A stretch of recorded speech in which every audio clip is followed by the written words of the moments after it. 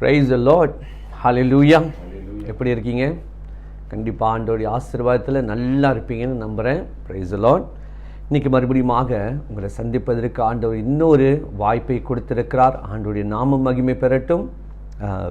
நேற்றைய தினம் கூட நம்முடைய ஜெப ஆராதனை நேரத்தில் ஆண்டவர் பல காரியங்களை வெளிப்படுத்தினார். ஸோ கேட்காதவங்க தயவுசெய்து திருப்பியும் நான் உங்களுக்கு ஒரு ஞாபகப்படுத்துகிறேன். ஒரு சிலருக்கு இறை வாக்கு உரைக்கப்பட்டது. ஸோ அவங்களுடைய நபர்களை பேர் சொல்கிறேன். ஸோ நீங்கள் குறித்து வச்சுக்கலாம். சகோதரர் லாசர், சகோதரர் டேவன், சகோதரர் பெர்சியஸ், ரொம்பியும் குழப்பத்தோடு இருக்கிறீங்களா? ஸோ ஆண்டவர் உங்களை சந்தித்து உங்களுடைய குழப்பத்தை எல்லாம் அவர் நீக்குவேன் என்று வாக்கு கொடுக்கிறார். Price the Lord. சூசி அம்மாள், அப்புறம் இன்னும் அநேகருக்கு இது ஒரு தரிசனமாக கண்ட ஒரு காட்சியும் கூட. கடன் தொல்லையினால், இந்த கடன் தொல்லையினால், அப்போ அந்த காட்சி எப்படி இருந்துச்சுன்னா, நிறைய தலைகளை பார்க்குறாங்களாம். அவங்க எல்லாருமே கடன் தொல்லையினால் அந்த பிரச்சனையை மனசில் வச்சு கொண்டு இருக்கிறாங்களாம். ஆண்டவர் அதையும் சந்திக்கிறார் என்று சொல்லி அவர்கள் இறைவாக்கு உரைத்தவங்க சொன்னாங்க. மெல்வின், உங்களை ஆண்டவர் விசேஷவில் ஆசீர்வதிக்கிறாராம். Amen. Praise the Lord. So நேற்றைய தினம் நம்முடைய ஜெப ஆராதனை நடந்த ஒரு சில காரியங்கள். ஸோ இன்றைக்கி நம்ம மறுபடியுமாக ஒன்று கூடியிருக்கிறோம் ஆண்டவர் இயேசுவின் நாமத்தில். இன்றைக்கு மறுபடியுமாக இன்னொரு தலைப்பில் ஆண்டவர் இன்றைக்கி நம்மளை பேச வைத்திருக்கிறார், பேச சொல்லியிருக்கிறார். அந்த காரியத்தை குறித்து நம்ம கடந்து செல்வதற்கு முன்பாக ஒரு சிறிய ஜெபத்தோடு நம்ம ஆரம்பிப்போம். தந்தை, மகன், தூய ஆவியின் பேராலே ஆமேன். நல்ல தகப்பனே, இந்த மாலை பொழுதுக்காக நன்றி சுவாமி. இது ஆண்டவரே, எங்களை பெயரிட்டு அழைத்தவர் நீர்தான் ஆண்டவரே. இன்றைய நாளிலும் கூட இந்த காலை பொழுதிலிருந்து இவ்வளோ நேரமாக எங்கள் வாழ்க்கையில் உள்ள ஒவ்வொரு காரியம் நீர் முன்னின்று வழி நடத்தியதற்காக நன்றி சுவாமி. மறுபடியும் உம்முடைய வார்த்தையை கேட்பதற்காக வந்திருக்கிறோம் சுவாமி. தகப்பனே, ஒவ்வொரு வார்த்தையும் உம்முடைய வல்லமுள்ள வார்த்தைகளாக எங்கள் வாழ்க்கைக்கு பலன் கொடுக்கிற வார்த்தையாக, விடுதலை கொடுக்கிற வார்த்தையாக மாறட்டும் சுவாமி. இந்த நேரத்திலும் கூட என்னையும் அர்ப்பணிக்கிறேன் சுவாமி. தகப்பனே, என்னை எடுத்து பயன்படுத்தும். பேசுவது நானல்ல ஆண்டவரே, உம்முடைய தந்தையின் ஆவியின் வழியாக நான் பேச வேண்டும். என்னை முற்றிலும் மறைத்து உம்மை வெளிப்படுத்தும் சுவாமி. தகப்பனே, மக்களுக்கு எந்த ஒரு செய்தி தடையில்லாதபடி போய் சேரவும், அநேக ஜனங்களுக்கு இது விடுதலையாக மாறவும் உம்முடைய கரத்தில் ஒப்புக் கொடுக்கிறேன் சுவாமி. நீரை அனைத்தும் பொறுப்பேற்று வழி நடத்துமாறு இயேசுவின் பரிசுத்த நாமத்தில் ஜெபித்து மன்றாடுகிறேன் ஜீவனுள்ள நல்ல பிதாவே, ஆமேன்.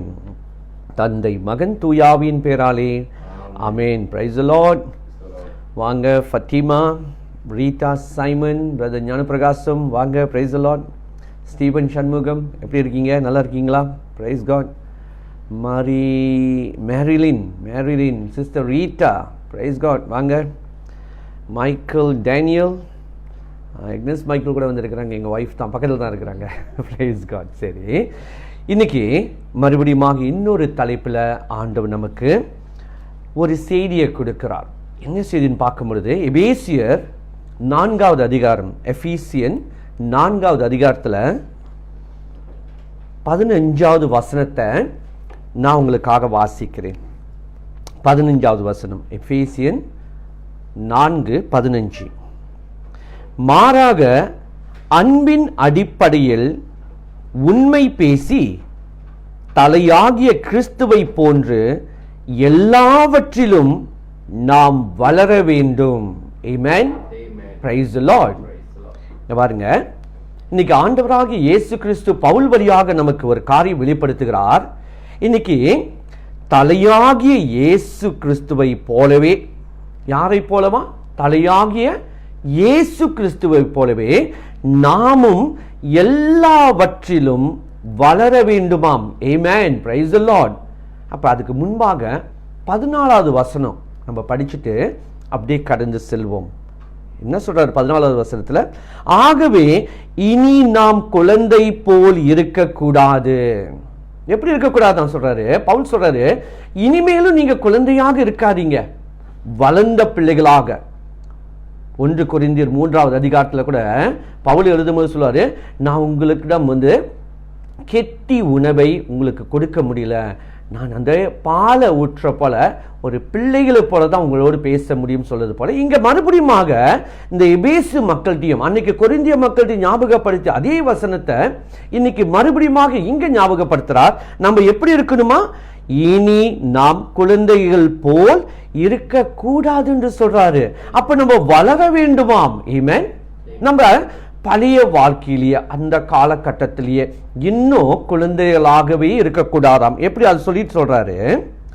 மனிதருடைய தந்திரங்களையும் சூழ்ச்சிகளையும் தவறுக்கு வழி நடத்தும் ஏமாற்று வழிகளையும் நம்பி அவர்களுடைய போதனைகள் என்னும் காற்றால் அடித்து செல்லப்பட்டு அங்கும் இங்கும் அலைக்கழிக்கப்படக்கூடாது என்று சொல்லுகிறார். இன்னைக்கு நிறைய போதனைகள் அங்கங்கு வருதான். இங்கேருந்து ஒரு போதனை, அங்கேருந்து ஒரு போதனை, இப்படின்னு போதனை நிறைய வந்து கொண்டிருக்குதான். இதெல்லாம் கேட்டு நீங்களும் நானும் அலைக்கழிக்கப்படக்கூடாது என்று சொல்லி வற்புறுத்தி சொல்லுகிறார். அப்புறம் தான் சொல்றாரு, நீங்களும் நானும் கிறிஸ்துவை போல் வளர வேண்டும். ஆமென்.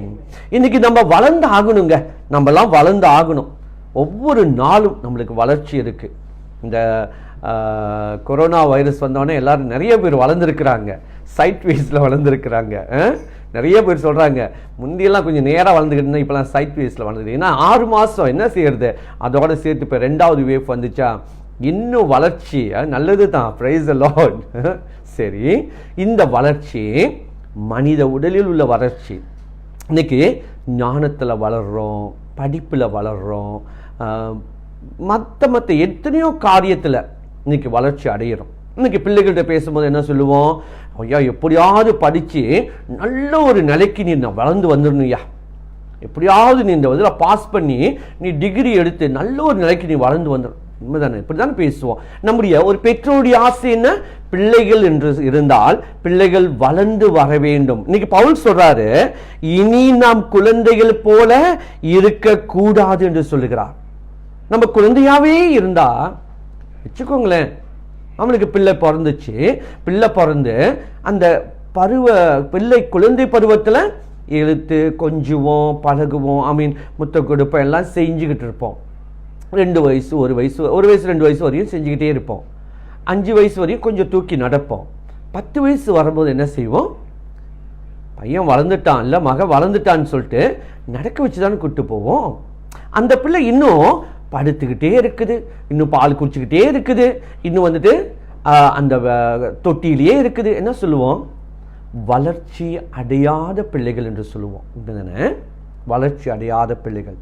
இன்னைக்கு நீங்களும் நானும் எவ்வாறு இருக்க வேண்டுமாம்? கிறிஸ்து பாருங்க, அவர் சொல்ற வார்த்தையை பாருங்க, தலையாகிய கிறிஸ்துவை போன்று எல்லாவற்றிலும் நாம் வளர வேண்டும். Praise the Lord. பவுல் ஆசைப்படுறாருங்க, நீங்க குழந்தையாகவே இருக்காதீங்க. ஒரு காலகட்டத்தில் இந்த கடந்த 6-7 மாசம் ஆயிற்று, எனக்கு ரொம்ப சந்தோஷம் என்ன தெரியுங்களா? இன்னைக்கு அநேகர் பைபிளை தூக்க ஆரம்பிச்சிட்டீங்க. Price the Lord. அநேகர் ஜெபிக்க ஆரம்பிச்சிட்டீங்க. Price the Lord. ஏன்னா ஒவ்வொரு நாளும் இந்த திங்கட்கிழமை, செவ்வாய்க்கிழமை, வியாழக்கிழமை இந்த காரியம் நீங்க பார்த்து பார்த்து அந்த மாற்றத்தை நானும் பார்க்கிறேங்க. நிறைய பேர் உங்க வாழ்க்கையில மாறி வந்ததுக்கு ஆண்டவருக்கு ஒரு பெரிய ஸ்தோத்திரம். Price the Lord. ஏன்னா இந்த ஒரு ஆசீர்வாதம் உங்களுக்கு அது எப்ப வர ஆரம்பிச்சுன்னா நீங்க அவரோடு ஈடுபடும் பொழுது. அப்ப பவுல் என்ன சொல்றாரு?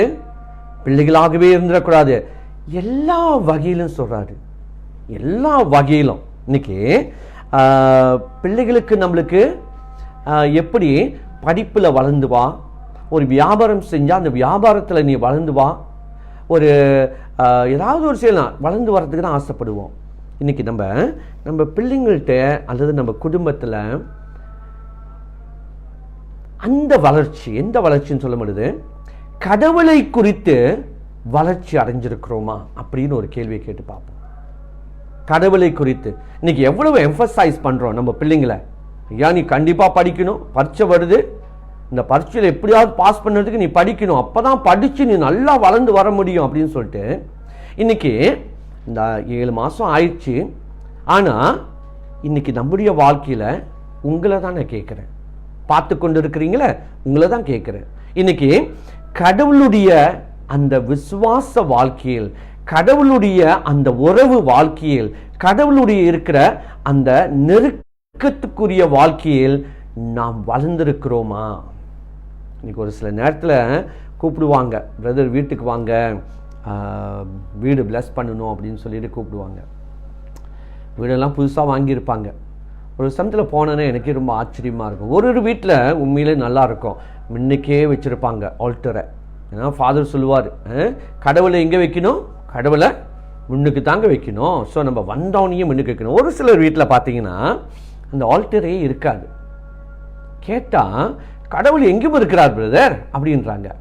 அவங்க ஔவையார் மாதிரி பல இருக்கு. ஔவையார் சொன்னாங்களே, கடவுள் எங்கேயுமே இருக்கிறார். உண்மைதாங்க, கடவுள் எங்கேயுமே இருக்கிறார். ஆனால் இந்த கடவுளும் கூட சாலமோன் வழியாக அந்த ஆலயத்தில் நினைப்பு இருக்குதா? அரசர் ஆகமத்தில் சொல்றாரு, ஆலயத்தின் மேல் என் பிரசன்னம் இறங்கி வரும், என் மக்கள் ஒன்று கூடி அங்கு ஜெபிக்கும் பொழுது அவருடைய குரலை நான் கேட்பேன் என்று சொன்னார். Price the Lord. அப்ப ஆலயத்துல மக்கள் ஒன்று கூடும் பொழுது அந்த இடத்தில் கடவுளுடைய பிரசன்னம் வருமா? அதைதான் புதிய ஏற்பாடுல இயேசு சொல்றாரு, 2-3 பேர் என்னுடைய நாமத்தில் ஒன்று கூடினால் அவர்கள் மத்தியில் நான் இருப்பேன் என்று சொல்லுகிறார். Price the Lord. பாருங்க, கடவுள் எங்க இருப்பாராம்? 2-3 பேர் இருக்கிற இடத்துல. அப்ப இன்னைக்கு நம்ம வீட்டில் எல்லா இடமுமா வந்துட்டு பரிசுத்தமா இருக்குது. சில நேரத்தில் பார்க்குறேன், டேபிள் மேலே தான் ஆல்டரை வச்சிருக்கிறாங்க. அந்த டேபிளில் தான் கறி வெட்டுவாங்க, அந்த டேபிள் மேலே தான் எஸ்ட்ரே இருக்கும், அந்த டேபிள் மேலே தான் சம்டைம்ஸ் ட்ரிங்க்ஸ்லாம் வைப்பாங்க. இந்த மாதிரி இடத்துல ஒரு கேண்டில் வச்சு அங்கே தான் இடம் கொடுத்துருப்பாங்க. இன்னைக்கு நீங்கள் உங்கள் வாழ்க்கையில் கடவுளுக்கு எங்கே இடம் கொடுத்துருக்கீங்க?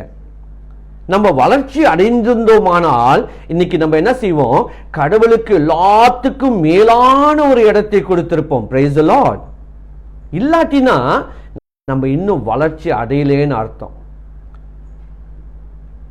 ஏன்னா இந்த வீட்டில் அவர் தங்குவார் இல்லைன்னு சொல்ல, ஆனா நம்ம வீட்டிலையும் அவர் தங்குவாருங்க. அவருக்குன்னு ஒரு பீடம் அமைத்து நம்ம அது மாதிரி செய்யும் பொழுது நம்ம அவருக்கு முக்கியத்துவம் கொடுக்கிறோம். இந்த மாதிரி தான் உங்கள்கிட்ட இன்னைக்கு கேட்குறேன், எந்த அளவுக்கு இன்னைக்கு நீங்களும் நானும் வளர்ச்சி அடைந்திருக்கிறோம்? ஆண்டவராகிய இயேசு கிறிஸ்துவே லூக்கா நற்செய்தியில 2வது அதிகாரத்தில் 52வது வசனத்தில் படிச்சு பார்த்தீங்கன்னா இயேசுவை குறித்து அன்னைக்கு லூக்கா எழுதியிருக்கிறாரு.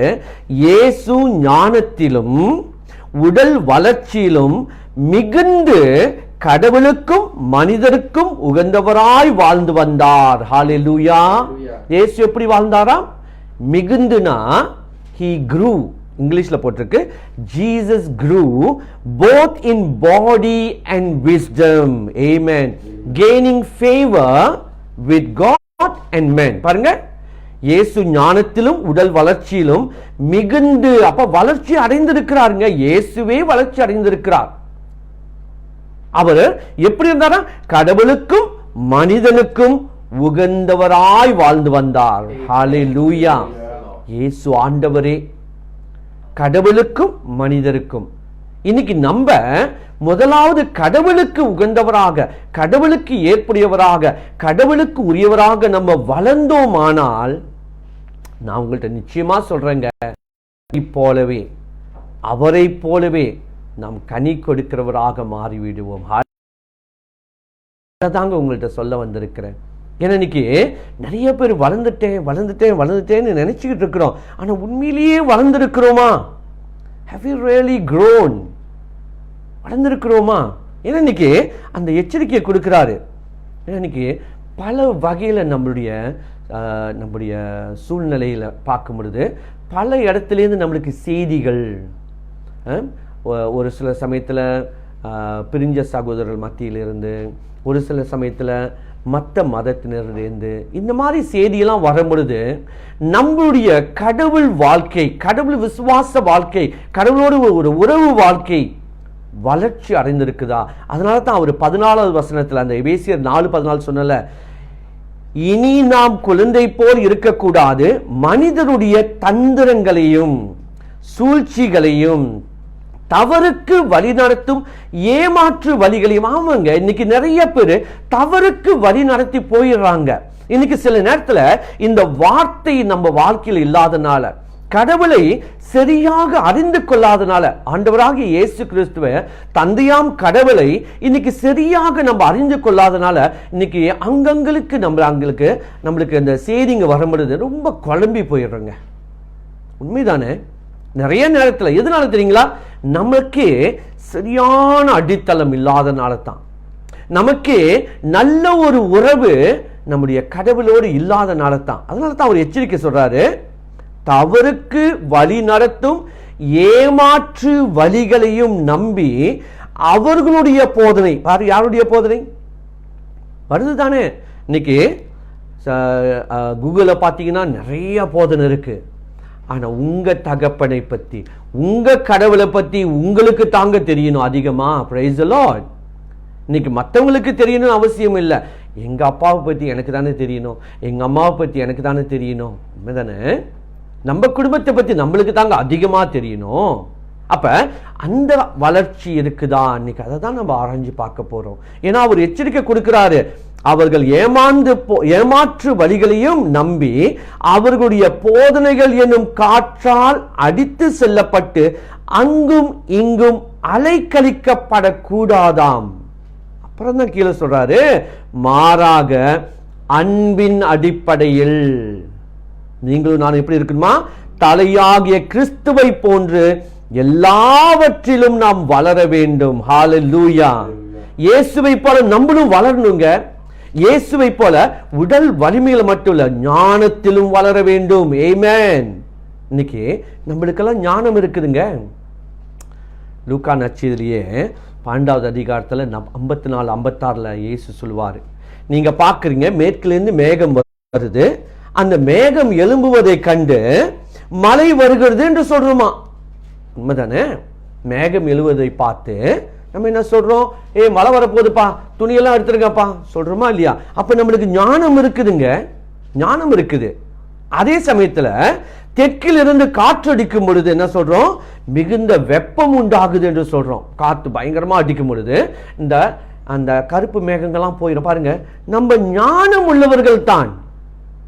ஆனா ஒரு சில காரியத்துல இன்னும் குழந்தையாக இருக்கிறோங்க, இன்னும் வளர்ச்சி அடையாம இருக்கிறோம். இன்னைக்கு அங்கேருந்து ஒரு செய்தி வந்தா உடனே பயந்து போயிடுறோம், இங்கேருந்து ஒரு செய்தி வந்தா உடனே குழம்பி போயிடுறோம், அங்கேருந்து ஒரு ஏன்னா நம்ம இன்னைக்கு அந்த வளர்ச்சியை அடையாதனால இன்னைக்கு பவுல் எச்சரிக்கை கொடுக்கிறாரு, கிறிஸ்துவை போல, தலையாகிய கிறிஸ்துவை போல நீங்க எல்லாவற்றிலும் வளர வேண்டும் என்று சொல்லி நம்மளுக்கு ஒரு எச்சரிக்கையின் சத்தத்தை கொடுக்கிறார்.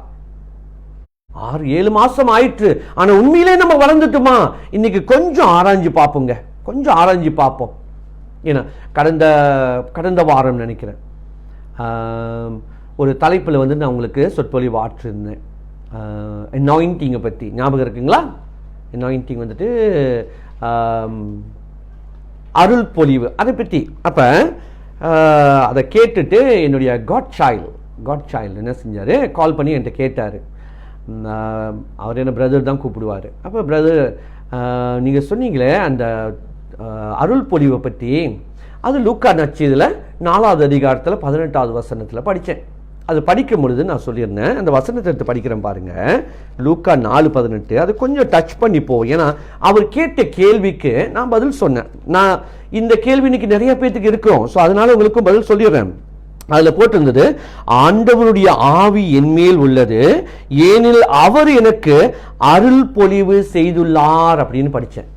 அப்ப அவர் என்கிட்ட கேட்டாரு, பிரதர் இது இயேசு தானே சொன்னாரு, அப்ப இயேசு தானே அருள் பொழிவு செய்திருக்கிறாரு, அவருக்கு தானே அருள் பொழிவு செய்யப்பட்டிருக்கிறது. நீங்க சொன்னீங்க எல்லா கிறிஸ்தவர்களுக்கும் அருள் பொழிவு செய்யப்பட்டிருக்கிறதுன்னு சொன்னீங்களே, எனக்கு கொஞ்சம் விளக்குங்கன்னு சொன்னாரு. இன்னைக்கு உங்களுக்கு அந்த சந்தேகமா? நினைக்கிறீங்களா? என்ன நினைக்கிறீங்க? நீங்க ஒரு கிறிஸ்தவனாக இருந்தால் நீங்க அருள் பொழிவு செய்யப்பட்டவரா இல்லையா? நான் உங்களை கேட்கிறேன், இன்னைக்கு ஒரு கேள்வி கேட்கிறேன். ஏன்னா இன்னைக்கு இந்த கேள்வி மற்றவங்க எல்லாம் கொலப்படி பண்ணிக்கிட்டு இருக்கிறாங்க. எல்லாரும் அருள் பொழிவு பெற்றவங்களா? நான் சொல்றேங்க, நீங்க கிறிஸ்துவுக்குள் மரித்து ஞானஸ்தானத்தின் வழியாக கிறிஸ்துவுக்குள் மரித்து உயிர்த்தெழுந்தாக உண்மையாக இருந்தால், ஞானஸ்தானம் என்றால் என்னன்னு தெரியும் தானே? ரோமர் அதிகாரம் 6:3 நல்ல தெளிவா போட்டிருக்கு. கிறிஸ்துவுக்குள் மரித்து உயிர்த்தெழுவது. யாரெல்லாம் ஞானஸ்தானத்தின் வழியாக உயிர்த்தெழுந்தார்களோ அவர்கள் அருள் பொழிவு செய்யப்பட்டவர்கள். ஹல்லேலூயா. தயவு செய்து கத்தோலிக்கராக இருந்தாலும் சரி, வேற யாராக இருந்தாலும் சரி, நீங்க கிறிஸ்துவுக்குள் மரித்து உயிர்த்தெழுத ரட்சிக்கப்பட்டதானால் நீங்க உண்மையிலேயேங்க இயேசு பெற்ற அந்த அருள் பொழிவை நீங்களும் அந்த அனாயிண்டிங்கை நீங்க பெற்றிருக்கிறீங்க. இது நான் சொல்லலைங்க, இது நான் சொல்லல. ஏன்னா மனித வார்த்தையை நம்பாதீங்க. பைபிள் என்ன சொல்லுது, இறை வார்த்தை என்ன சொல்லுது, அதுதான் முக்கியம். இன்னைக்கு அந்த வார்த்தை தான் நம்ம அடிப்படையா வைக்கணும். வார்த்தைய நம்ம வேற மாதிரி வாசிக்க கூடாது. வார்த்தை என்ன சொல்லுது பாத்தீங்கன்னா, நீங்க கொஞ்சம் அந்த பைபிளை திருப்பி பார்த்து பாருங்க. ஆண்டவராகிய இயேசு கிறிஸ்து யோவான் நற்செய்தியிலேயே நம்ம கிட்ட சொல்லியிருக்கிறார். 14:16 சொன்னாரு. அதன் பிறகு 14:14 என்ன சொன்னார்னா, நான் தந்தையிடம் கேட்பேன், அவர் உங்களுக்கு தூய ஆவியானவரை அனுப்புவார் என்று சொன்னார். இது ஒரு வாக்குறுதி இயேசு சொல்லியிருக்கிறாரு. அப்ப இந்த தூய ஆவியானவர் வழியாகத்தான் இன்னைக்கு ஞானஸ்தானத்துல ஒவ்வொரு தலையிலும், ஞானஸ்தானத்தின் வழியாக ஒவ்வொரு தலையிலும், அதன் பிறகு உறுதி பூசுதல் வழியாக ஒவ்வொரு நெற்றியிலும் மீட்பின் எண்ணெய் பூசப்படுகிறது. Price the Lord.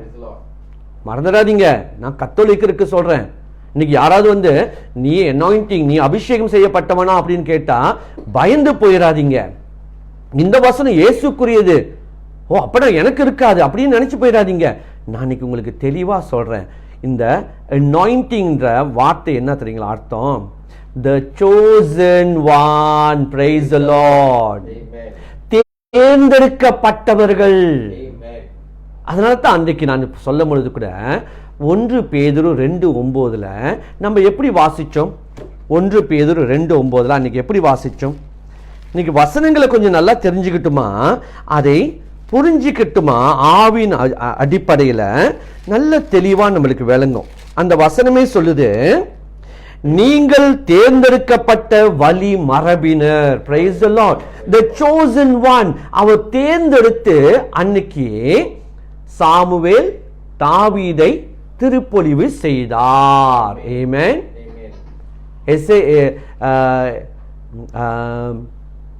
இன்னொரு அரசரையும் அவர் திருப்பொழிவு செய்தார்.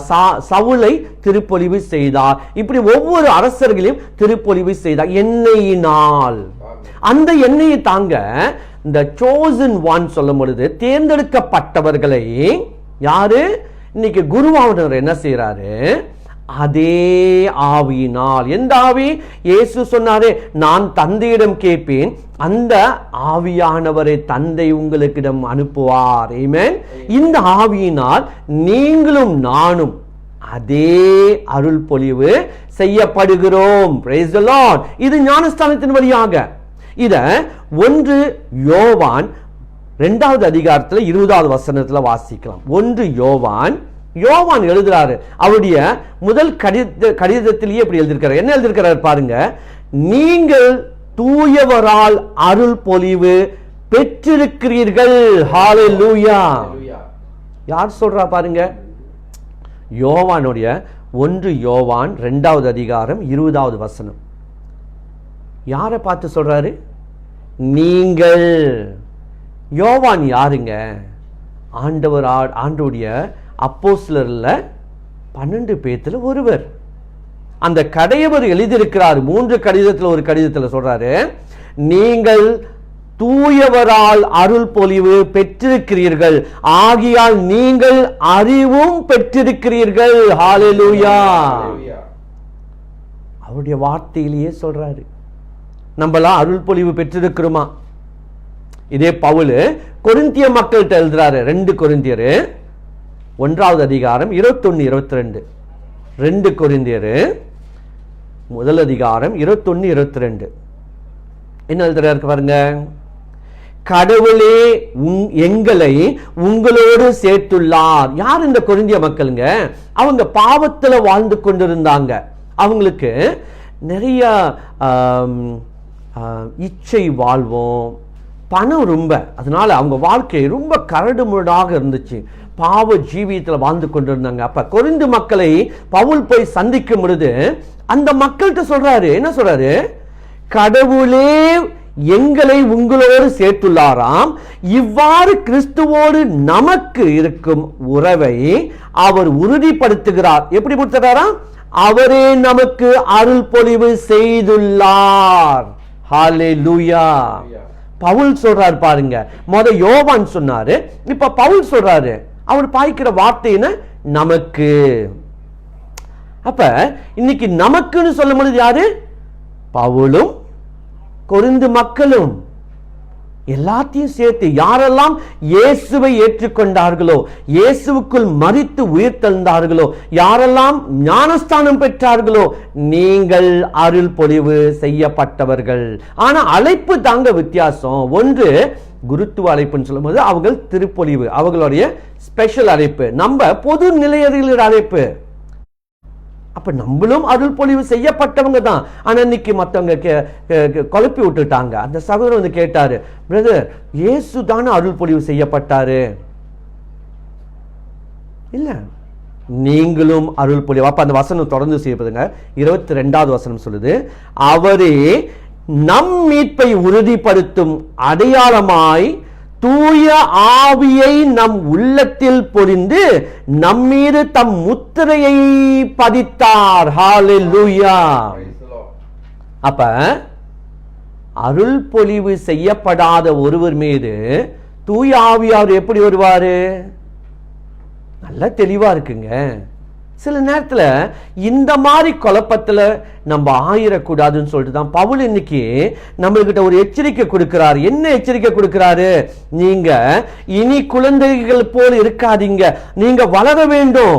மனிதனுடைய தந்திரங்களையும் சூழ்ச்சிகளையும் தவறுக்கு வழி நடத்தும் ஏமாற்று வழிகளையும் நம்பி அவர்களுடைய போதனைகள் என்னும் காற்றால், இததான் போதனைன்னு சொல்றாங்க பாருங்க.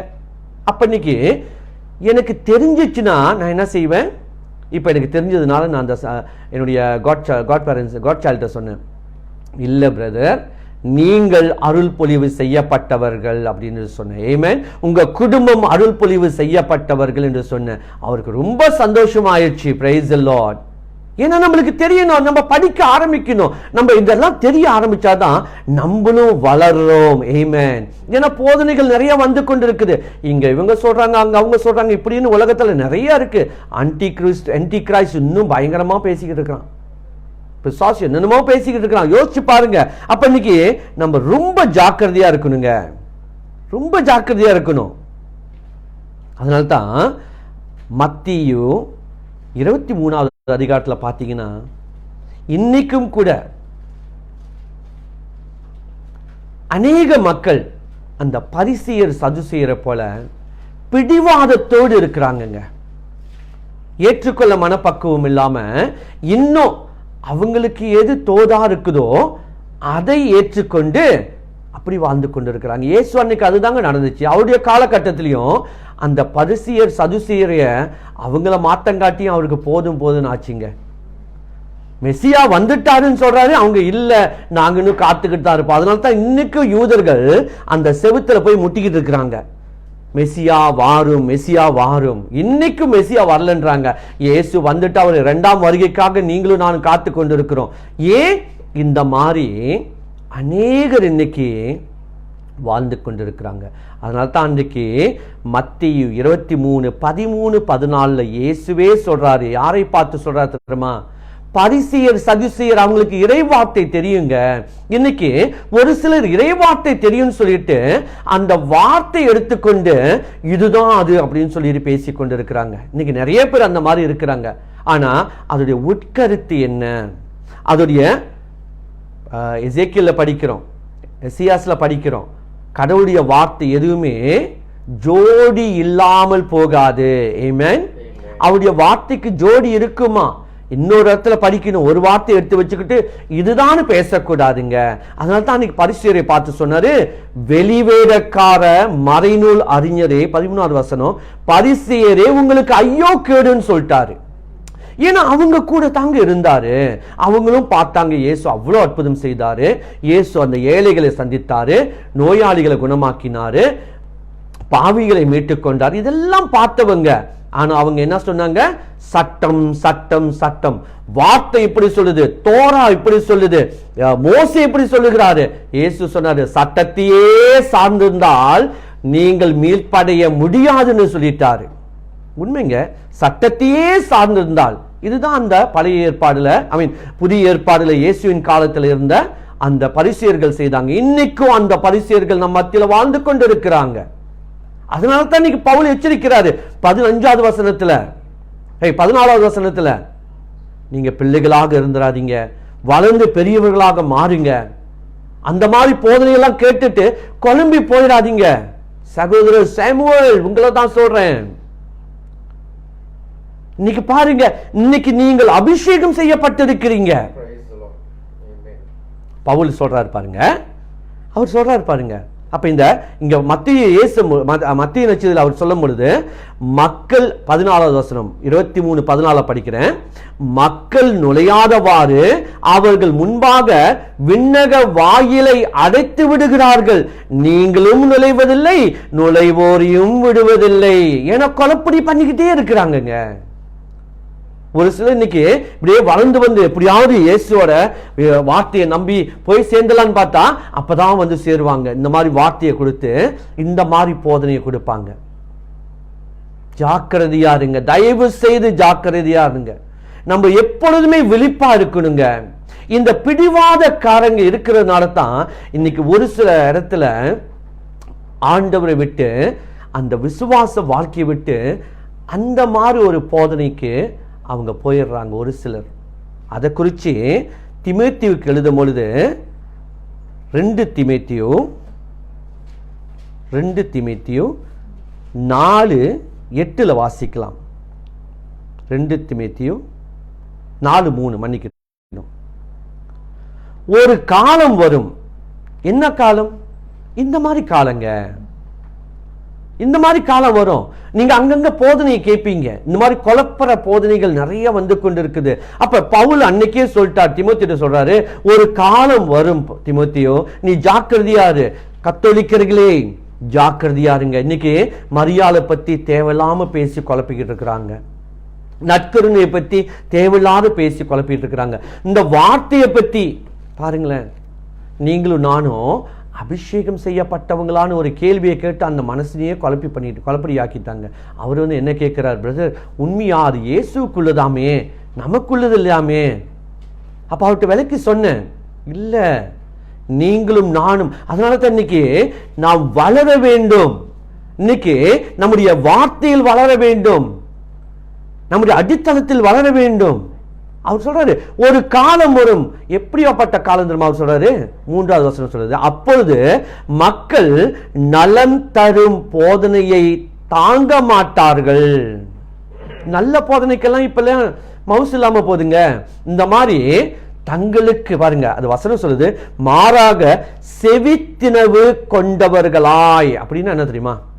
எனக்கு சாதகமா, ஐயோ நல்லா பேசுறாருல அந்த மனசை, எனக்கு அந்த மனசனை பிடிச்சிருக்கு, அதனால அவருடைய போதனை சரியா? அன்பு சகோதரமே, இந்த வார்த்தை இங்கேந்து வரணும். ஆவியானவர் பேசணும், ஆவியானவர் வெளிப்படுத்தணும். அந்த வார்த்தைக்கு இன்னொரு இடத்துல இன்னொரு பதில் இருக்கும். அதெல்லாம் ஆராய்ச்சி பார்க்கணும். இன்னைக்கு ஐயோ இவரு நல்லா பேசுவாரு, அவரு நல்லா ஜோக் அடிப்பாரு, இவரு நல்லா இருக்கிறதுக்காக இயேசு வந்துட்டு அவருடைய உயிரை கொடுக்கலங்க. நம்மளுக்கு செவிக்கினவு, அவர் அது வார்த்தையை பாருங்க, செவித்தினவு கொண்டவர்களாய் தங்கள் தீய நாட்டங்களுக்கு ஏற்ப தங்களுக்கென போதர்களை திரட்டிக் கொள்வார்களாம். பாத்தீங்களா? இன்னைக்கு அந்த மாதிரி தாங்க இருக்குது. அதனாலதான் பவுல் சொல்றாரு, நீங்க வளரணும், தயவு செய்து நீங்க வளர்ந்து ஆகணும். இன்னைக்கு அப்படியே அந்த காலகட்டத்தில் போல நம்ம இருந்துமா, நம்மளை எல்லாரும் ஏமாத்திடுவாங்க. எல்லாம் ஏமாத்திடுவாங்க. ஸோ ஆகினால் இன்னைக்கு நம்மளுடைய பிடிவாத குணத்தை விட்டுருவோங்க. பிடிவாத குணத்தை விட்டுருவோம். ஆவியானவர் என்ன சொல்றாரு? ஒவ்வொரு நாளும் நீங்க இந்த பைபிளை 10 வாட்டி படிச்சுட்டேன், அதனால எனக்கு எல்லாம் தெரியும். தயவு செய்து இந்த எண்ணம் நம்மளுக்கு வேண்டாம். ஒவ்வொரு வாட்டியும் நீங்கள் இந்த வார்த்தையை படிக்கும் பொழுது ஒவ்வொரு புதிய வெளிப்பாட்டை தூய ஆவியானவர் கொடுப்பார். ஹல்லேலூயா. ஒன்னு புதுசா பேசுவாரு. நீங்க 10 வாட்டி படிச்சிருக்கீங்களோ 20 வாட்டி படிச்சு அது முக்கியமே இல்லை. நீங்க அப்படித்தான் நம்ம நினைக்கிறோம். நான் 10 வாட்டி படிச்சுட்டேன், ஓ பிரைஸ் காட், எனக்கு எல்லாமே தெரியும். இல்லைங்க. அதுக்கு தான் நீங்க சொல்ற நம்ம வளரணுமா? நம்மளுக்கு இஷ்டப்பட்டதெல்லாம் கேட்டுக்கிட்டு பிடிவாதத்தோடு இந்த வார்த்தை நான் படிச்சேன் இப்படிதான் சொல்லுது. இல்ல இல்ல, அப்படி இல்லை. இன்னைக்கு நம்ம வளர்ந்து ஆகணும். அப்ப எதுல வளரணும்னு பார்க்கும் பொழுது இன்னைக்கு ஆண்டவர் சொல்றார், நம்ம 4 காரியத்துல நம்ம வளரணுமா. என்ன காரியம்? நான் உங்களுக்கு ஒரு சில காரியத்தை உங்களுக்கு வெளிப்படுத்துறேன். அவரோடு நேரம் செலுத்துவதில் நாம் வளர்ச்சி அடைய வேண்டும். முதல் காரியம். ஆமென், ஆமென். இன்னைக்கு அவரோடு கடவுள் நம்மை தேர்ந்து கொள்ள, கடவுள் தேர்ந்து கொள்ள ஆர்வம் உண்டா? கடவுளை தேர்ந்து கொள்ள இன்னைக்கு நிறைய நேரம், சில நேரத்தில் நம்ம செலவு பண்ணுவோம். எது நம்மளுக்கு பிடிச்சிருக்கோ அதுக்கு நம்ம செலவு பண்ணுவோம். உண்மைதானே?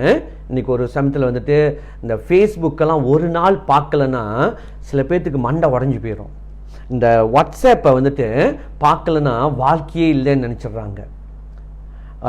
இந்த சீரியலை பார்க்கலன்னா ஐயோ இன்னைக்கு போச்சே, என்ன ஆச்சுன்னு தெரியல அப்படின்னு எல்லாம் இன்னைக்கு நிறைய அந்த மாதிரி நம்முடைய நேரத்தை செலவு பண்ணி கொண்டு இருக்கிறோம். ஆனா இன்னைக்கு என்னைக்காவது நம்முடைய வாழ்க்கையில இன்னைக்கு என்ன ஒரு சிலர் சொல்றாங்க, காலையில் எழுந்தா வந்துட்டு வார்த்தை படிக்காம நான் போக மாட்டேன் பிரதர், கண்டிப்பா வார்த்தையை படிச்சுட்டு போயிடுவேன். இது கடமைங்க. அதுக்கப்புறம் ஒரு ஜெபம் பண்ணிட்டு போயிடுவேன் பிரதர், ஆத்திரம் தோத்திரம் ஆமீன் போதும். அவருக்கு தெரியும் நான் பிஸியா இருக்கிறேங்க, அதனால ஒரு வாசகத்தை படிச்சேன், நம்ம கேலண்டர்ல போட்டிருக்க, படிச்சுட்டு ஒரு சின்ன ஜெபத்தை செஞ்சு நான் போயிடுவேன், ஆண்டவர் பார்த்துக் கொள்வார்.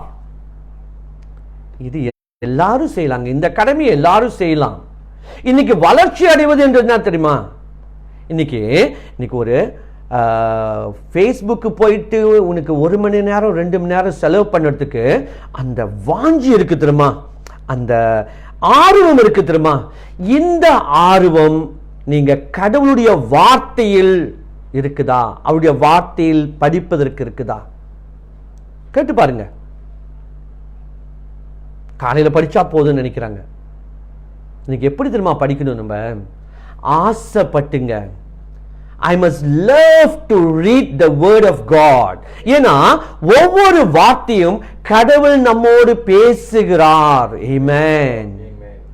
அந்த வார்த்தை மேல உங்களுக்கு லவ் வந்திருக்குதா? வந்திருக்கா? போட்டு பாருங்க. இன்னைக்கு யாராவது தெரிஞ்சுக்கிறதா இருந்தா என்ன செய்வோம்? ரொம்ப வேணாம். இன்னைக்கு விஜய் பத்தி தெரிஞ்சுக்கிறதா இருந்தா இந்த ப்ரௌஸ் பண்ணி அந்த ப்ரௌஸ் பண்ணி இந்த கூகுள் பூந்து அதுல பூந்து அவன் இங்க பிறந்தான், அவன் கேத்தலிக்கா தான் இருந்தான், அவன் பேரு ஜோசப், இதெல்லாம் நம்மளுக்கு தெரியுதுங்க. போய் தேடி தேடி பிடிப்போம், ஏன்னா உங்களுக்கு பிடிச்சவர். ஆனா இன்னைக்கு நானும் ஒரு விசுவாசி, நானும் காலையில ஜெபிக்கிறேன், நானும் வார்த்தையை படிக்கிறேன் அப்படின்னு சொல்லிட்டு இந்த கடமைக்கு செஞ்சுட்டு போயிட்டு பாருங்க. நான் திருப்பி குறை பேசுவதாக நினைக்க வேண்டாம். நம்ம வளர்ச்சி அடையணும்னு சொல்லிட்டு இன்னைக்கு பவுல் நமக்கு இதை ஏன் சொல்றாரு தெரியுங்களா? இந்த எச்சரிக்கைய, have we loved the word, அது அவர் மேல அந்த ஆர்வம், அந்த வார்த்தையின் மேல ஒரு வாஞ்சி, ஒரு ஆர்வம் வந்திருக்கா நம்மளுக்கு? இன்னைக்கு அவ்வளவு ஆர்வம். Facebook பார்க்கலன்னா ஐயோ இவங்களை தட்டணும், அதை போடணும், இதை போடணும், இவரை பற்றி ரொம்ப வேணாங்க. இன்னைக்கு நம்முடைய பிஎம்ஸ் எல்லாம் பழைய பிஎம்லேருந்து புது பிஎம்லேருந்து அவங்கள உள்ளுக்குலேருந்து வெளியே வரையும் அவங்கள கதையெல்லாம் நம்மளுக்கு நல்லா தெரியும். ஆனால் உங்களையும் என்னையும் மீட்டு கொண்ட ஆண்டவர், அந்த தந்தையாம் கடவுள் என்ன செஞ்சிருக்கிறாரு? தன்னுடைய ஒரே அந்த சிலுவையில் அறையப்பட்டு உங்களுக்காக எனக்காக ரத்தம் சிந்தினார் என்று சொல்லிட்டு ஆதி ஆகமத்திலிருந்து பழைய ஏற்பாடு எல்லாம் அவருடைய தந்தையின் கதையை வச்சு புதிய ஏற்பாடுல இயேசுவின் கதை வச்சு, அதுக்கப்புறம் நற்செய்திக்கு அப்புறம் அந்த கடிதங்கள்லாம் வச்சு, இது எல்லாம் நம்முடைய மீட்பின் செய்தியை பற்றி இன்னைக்கு எத்தனை பேத்துக்கு ஆர்வமாய் வாசிக்கிறோம்? இன்னைக்கு பிஎம் பற்றி உங்களுக்கு தெரியும் தானே? இங்கே எவ்வளோ செய்கிறாரு, அங்கே எவ்வளோ செய்கிறாரு. ஆக்டரை பற்றி நல்லா தெரியுது தானே? இதெல்லாம் ஆர்வமாக தேடுறோமே. ஏங்க இந்த வார்த்தையை படிக்கிறதுக்கு இன்னும் கொஞ்சம் அதிகமான நேரம் செலவு பண்ண மாட்டோம்? இந்த காலையில் படித்தது மட்டும் போதுமா? அது கடமைங்க. அதனால நிப்பாட்டிடாதீங்க. நீங்கள் அதை ஆரம்பிச்சிருக்கீங்க. Praise the Lord, praise the Lord.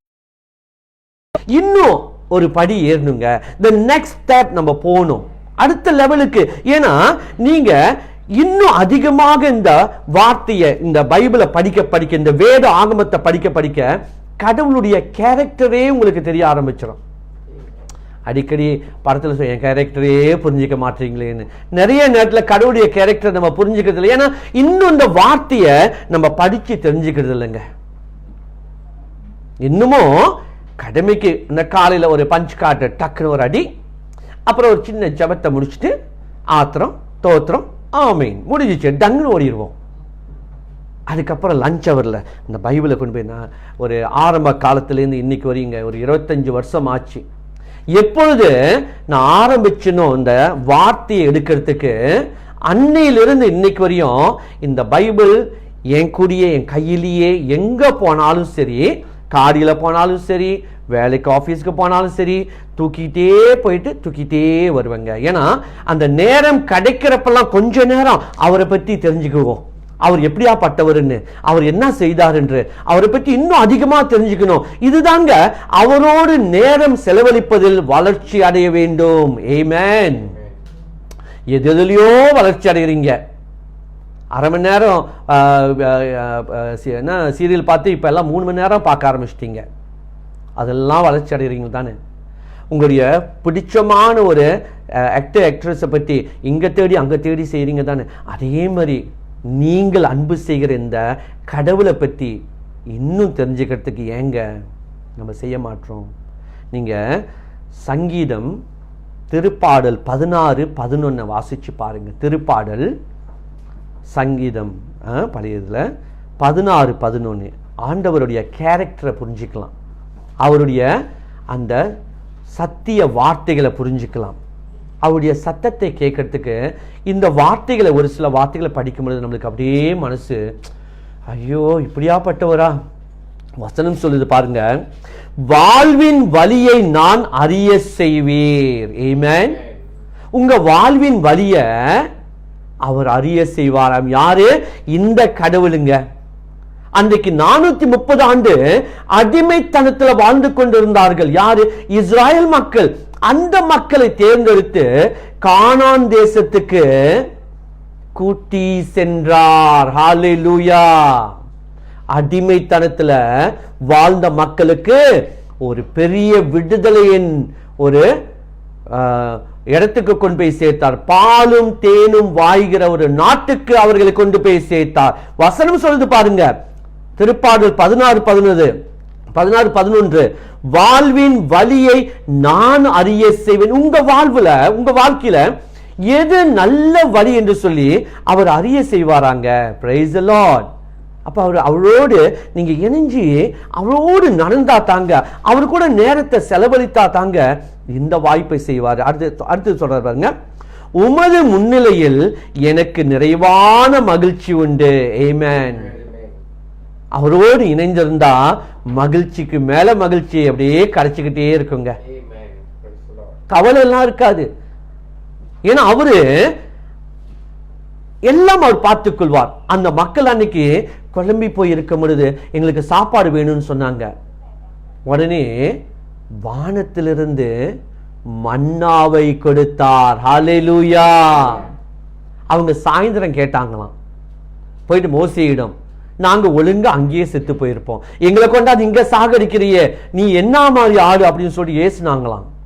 ஆனா விடிய காலையில அவங்களுக்கு மன்னாவை ஆண்டவர் கொடுத்திருந்தார். Price the Lord. பாத்தீங்களா? அவர் செய்வாருங்க. அப்படியாப்பட்ட ஆண்டவருங்க. அவரை பத்தி நம்ம தெரிஞ்சுக்க வேண்டாமா? கொஞ்சம் நேரம் செலவு பண்ணி அவரை பத்தி இன்னும் தெரிஞ்சுக்கும் போது வசனம் சொல்லுது பாருங்க. அந்த 11ஆம் வசனத்தை படிக்கிறேன். எனக்கு நிறைவான மகிழ்ச்சி உண்டு, உமது வலப்பக்கத்தில் எப்பொழுதும் பேரின்பம் உண்டு. ஹல்லேலூயா. சங்கீதக்காரன் தாவீது எப்படியாக எழுதியிருக்கிறாருங்க. ஏன்னா அவரு இது எல்லாம் ருசிச்சவரு. அவருடைய நேரம் எல்லாம் ஆண்டவருக்கு தான் செலவு பண்ணாரு. அவருடைய நேரத்தில் அநேக நேரம் ஆண்டவருக்கு தான். அதனால்தான் ஆண்டவருக்கு உரியவர் என்று சொல்லி பைபிள் சொல்லுது. அவரை ஆண்டவருக்கு உரியவராம் தாவீது. பாருங்க, ஏன் அந்த அளவுக்கு ஒரு நெருக்கம், அந்த நேரத்தை செலவு பண்ணி. அதனால்தான் கோலியாத் வரமுடிது, ஒரே ஒரு கல் அடிச்சு அந்த மண்டையை உடைச்சி அந்த கோலியாத்தை அப்படியே வீழ்த்தினாரு. ஏன்னா ஆண்டவர் அவரோடு இருந்தார். Price the Lord. இன்னைக்கு அந்த மாதிரி ஒரு நேரத்தை செலவு பண்ணணுங்க. எதுக்கோ செலவு பண்ணிக்கிட்டு இருக்கும் தானே, எடுக்க ஆரம்பிங்க, பைபிள் எடுக்க ஆரம்பிங்க. நான் சில நேரத்தில் மீட்டிங் போறதுக்கு வெயிட் பண்ணிட்டு இருக்கும் போது பைபிள் கையில் இருக்கிறதுனால கொஞ்ச நேரம் அவரை பற்றி தெரிஞ்சுக்குவோம். கொஞ்ச நேரம் என்னுடைய படிப்பேன். வெக்கப்படாதீங்க. நீங்க வெக்கப்பட்டா உங்களின் பொருட்டு பிதாவுக்கு முன்பாக நான் வெக்கப்படுவேன் என்று சொல்லி இயேசு மத்தேயு 10:32-33 சொல்றாரு. வெக்கப்படாதீங்க பைபிள் எடுத்துட்டு போறதுக்கு. இன்னைக்கு இதுதாங்க மீட்பின் செய்தி. இன்னைக்கு நம்மளுக்கு சீரியல் இதெல்லாம் மீட்பு கொடுக்காது, அதனால நான் உங்களை பார்க்க வேண்டாம்னு சொல்ல, அதுக்கு அடிமையாகாதீங்க. இவருக்கு நேரம் செலுத்துவதில் வளர்ச்சி அடைய வேண்டும். Praise the Lord. இரண்டாவதாக, அதுக்கு முன்பாக இந்த வார்த்தையை குறித்து ஜோஷுவாட்ட இன்னொரு காரியம் சொன்னார். ஜோஷுவா 1 அதிகாரம் 8வது வசனம் அருமையா சொன்னார் பாருங்க. இந்த திருச்சட்ட நூலை உன் முன்னின்று அகற்றாதே. இந்த திருநூலை உங்க முன்னுக்கு இருந்து அகற்றாதீங்க. பேப்பர் படிக்கிறீங்க, மூவி நியூஸ் படிக்கிறீங்க, என்னென்னமோ புத்தகம் படிக்கிறீங்க, அதை உங்க பார்ட் டைமா வச்சுக்கோங்க. வேணுமாண்டா இதை ஃபுல் டைமா வச்சுக்கோங்க. அவர் ஜோஷுவாட்ட சொல்றாரு, இந்த திருச்சட்ட நூலை உன் முன்னின்று அகற்றாது, இரவும் பகலும் இதனை தியானம் செய்து இதில் எழுதியுள்ள அனைத்தையும் கடைபிடிப்பதில் கவனமாயிரு. அப்பா என்ன சொல்றாரு? இந்த கடவுள் எனக்கு மீட்பு கொடுத்தாரு, இவரை பத்தி நான் நல்லா தெரிஞ்சுக்கிட்டேன்னா நான் வளர்ச்சி அடைந்து அவர் எல்லாம் பார்த்துக் கொள்வார், அவர் எனக்கு முன்பாக நடப்பார். அந்த பாதையில அவங்களுக்கு ராத்திரி எல்லாங்க குளிருங்களாம். வேதம் சொல்லுது, அவர் அக்கினி ஸ்தம்பமாக அவர்களை வழி நடத்தினார். ஹல்லேலூயா. பகல்ல வெயிலாம், சரியான வெயிலாம். வேதம் சொல்லுது, அவர் மேக ஸ்தம்பமாக அவர்களை வழி நடத்தினார். ஹல்லேலூயா. இந்த மாதிரி கடவுளுங்க உங்க கடவுள். அப்ப ஜோஷுவாடு சொல்ற, இந்த திருச்சட்ட நூலை உன்னிடமிருந்து அகற்றி விடாது, இரவும் பகலும் இதை தியானி. அத கடைசி முடிவு சொல்றாரு, அப்பொழுது நீ இப்படி எல்லாம் செஞ்சினா அப்பொழுதுதான் நீ செல்லும் இடமெல்லாம் நலம் பெறுவாய், வெற்றி காண்பாய். ஹல்லேலூயா. இன்னைக்கு கவர்மெண்ட் சொன்னிச்சு 2 பேர் தான் காடியில போகணும்னு, உடனே ஃபாலோ பண்றாங்க. இல்லாட்டினா சமான் $1000. பயம் நம்மளுக்கு, பயத்தினால செய்யறோம். மாஸ்க் போடலையா சாமான் $1000, பயம் நம்மளுக்கு. ஆனா இன்னும் யாருமே அந்த வைரஸை பார்க்கவே இல்லை. அது பாட்டுக்கு கண்ணுக்கு தெரியாம போயிட்டே இருக்குதுங்க. ஆனா இங்க சொல்றாரு, நீ நலம் பெற வேண்டுமா, நீ வெற்றி காண வேண்டுமா, இந்த திருநூலை படிப்பதற்கு இரவும் பகலும் இதுல தியானிப்பா, இவரை பத்தி நல்லா தெரிஞ்சுக்கோப்பா. இதுல இருந்து தான் மீட்பின் செய்தி வருது. இதுல நீ நேரத்தை கழிக்க ஆரம்பிச்சுன்னா நீ வளர்ச்சி அடைவாய். ஹல்லேலூயா. எதெல்லாம் நம்பிக்கிட்டு இருக்கிறீங்க.